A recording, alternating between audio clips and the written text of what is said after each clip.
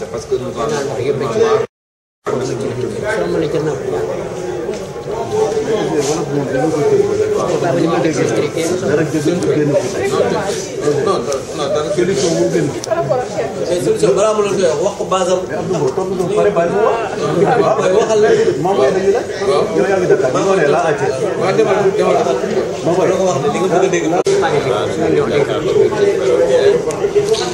gère et qui opère la ligne transnationale que le Sénégal partage avec la République du Mali.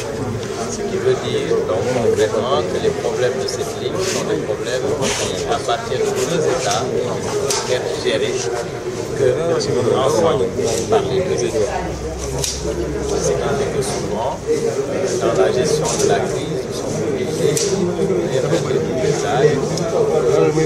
parfois ressentir des retards de nature à inquiéter le personnel, même à les traumatiser quand on sait que l'activité de Dakar Bamako ferroviaire était beaucoup plus importante que l'activité de l'ordonnance de péage que nous assumons les miniers pour essayer de s'expliquer. Moi je pense que l'entretien, je vous l'avais dit, dans un contexte de crise et dans un contexte pour mes administrés, ils sont arrivés comme ça, parce que je pense que le 31 décembre, vous avez compris que ce n'est pas l'administrateur général qui est à la manette, ce sont les autorités. Voilà, c'était la bonne continuité en tout cas de la vie sociale des Thiessois. Concrètement, le préfet était là. Donc, je suis venu mon père de famille, le préfet, et comme je l'ai dit, je pense que vous venez à ce moment-là, je vous ai dit que c'est bon, que j'ai des amis. Allez voir les autorités, deux mains derrière moi. Réflexe ici, face de tolérance vis-à-vis de nous tous. Parce que je me mets là-dedans. C'est bon. Dans tout ce que j'ai dit, je considère qu'en étant coutumier responsable de Dakar ferroviaire, ce qui est valable pour un salarié de Dakar ferroviaire est valable pour nous-mêmes. Et que je considère que l'urgence des urgences, c'est de faire repartir l'activité d'une manière beaucoup plus dense, parce que c'est cette densification de l'activité, de nos activités, qui nous permettront d'augmenter nos recettes financières et donc de répondre à un certain nombre de dépenses. Je pense que là, à ce moment-là, il y avait bien sûr cette inquiétude par rapport au salaire. Donc le salaire du mois de novembre qui nous est souvent concédé par l'État aux alentours du 10 de chaque mois, mais qui là était arrivé le 27 décembre.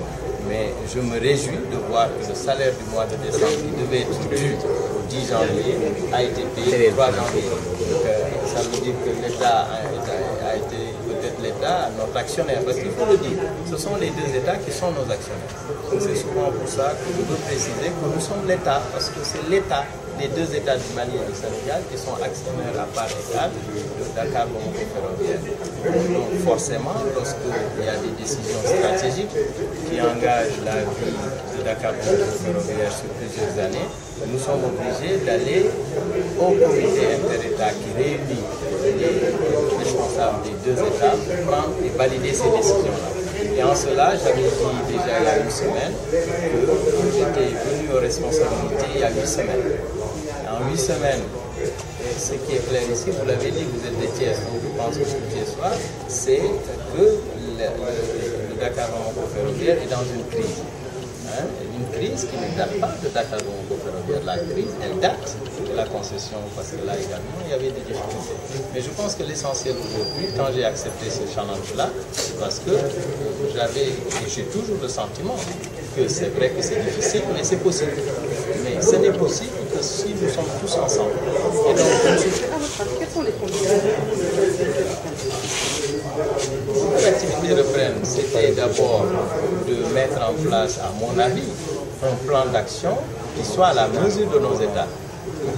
Vous savez, le plan d'action que vous proposez est à la mesure des deux actions. Je pense qu'avant cela, il y avait des plans d'action qui ne pouvaient être possibles qu'avec le soutien d'autres partenaires extérieurs, pardonnez-moi de penser, souvent, que qui veut le plus que le moins.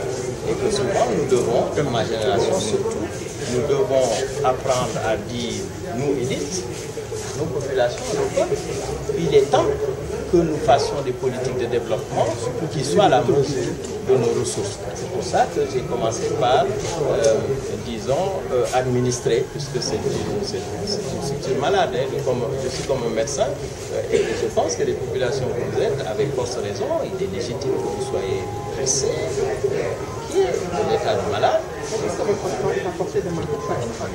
Alors je vous dis, c'est juste une question de force. C'est-à-dire que quand vous avez deux actionnaires, vous comprenez bien, je pense que je vois la désestimée, il y a plusieurs actionnaires. Vous comprenez bien que même si on est actionnaire, surtout que nous ne sommes pas actionnaires majoritaires, nous sommes actionnaires égalitaires avec le Mali. Donc c'est le Mali qui peut valider le plan. Le plan, je l'ai fait parvenir aux États le 24 décembre, en demandant qu'on puisse se réunir, justement, tenant compte de l'urgence et des inquiétudes, le 27 et le 28. Bon, je pense que le gouvernement du Mali, non pas qu'il n'a pas la volonté politique, mais que le temps était, il continue.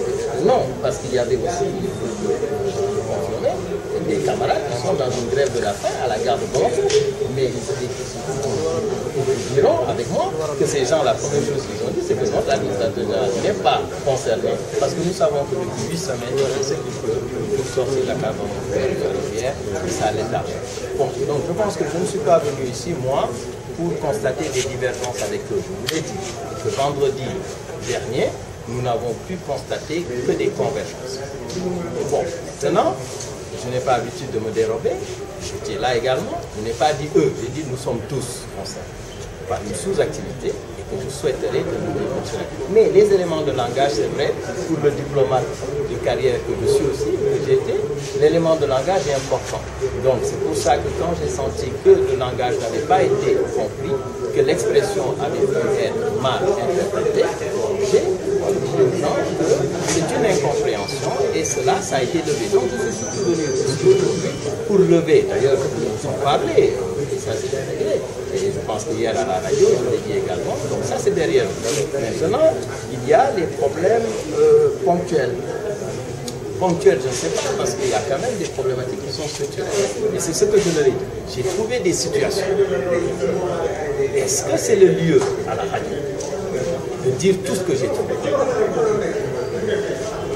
Dans un pays, dans une société, dans une maison, dans une famille, ce n'est jamais le lieu de dire tout. Partout. Non, l'axe majeur, c'est de dire d'abord que nous devons faire le confortement des voies.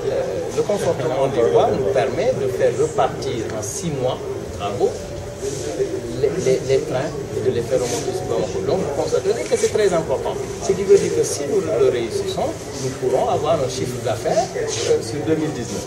Pour les locomotives, je n'ai pas dit que je n'ai pas l'ambition dans la je n'ai pas les moyens.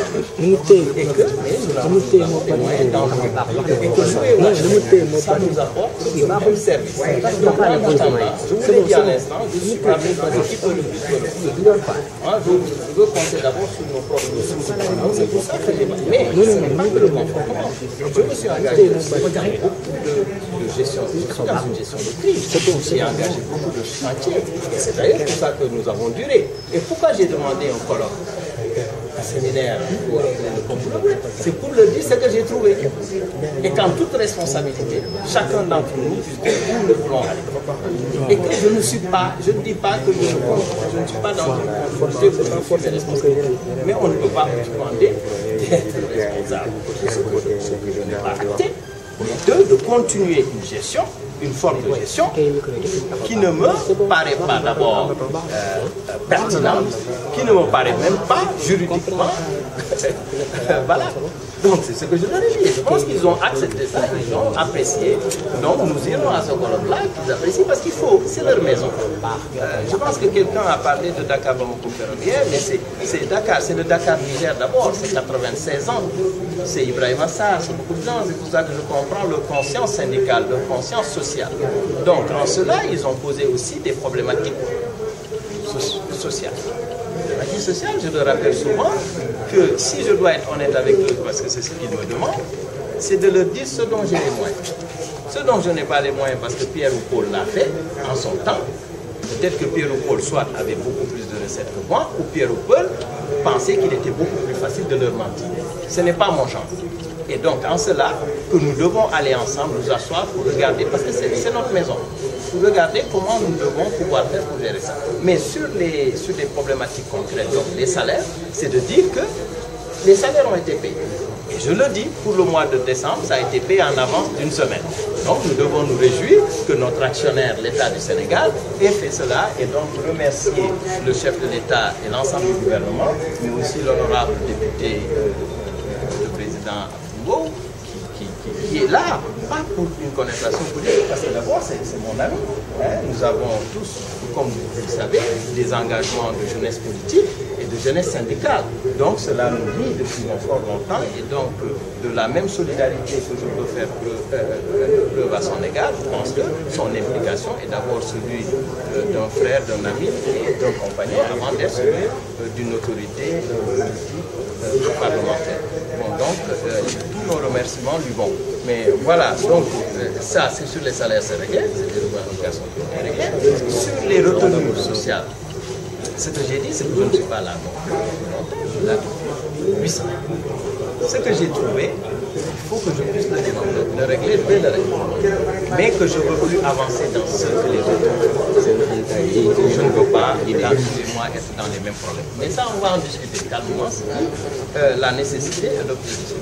Sur les prises en charge médicales, je pense qu'il y a d'autres solutions que j'ai proposées et qui, fort heureusement, la famille des cheminots est une grande famille. Et il y a d'autres cheminots qui déjà bénéficient de ces solutions-là et j'aimerais qu'eux aussi puissent en bénéficier pour que leur famille n'ait plus à s'inquiéter de leur statut médical.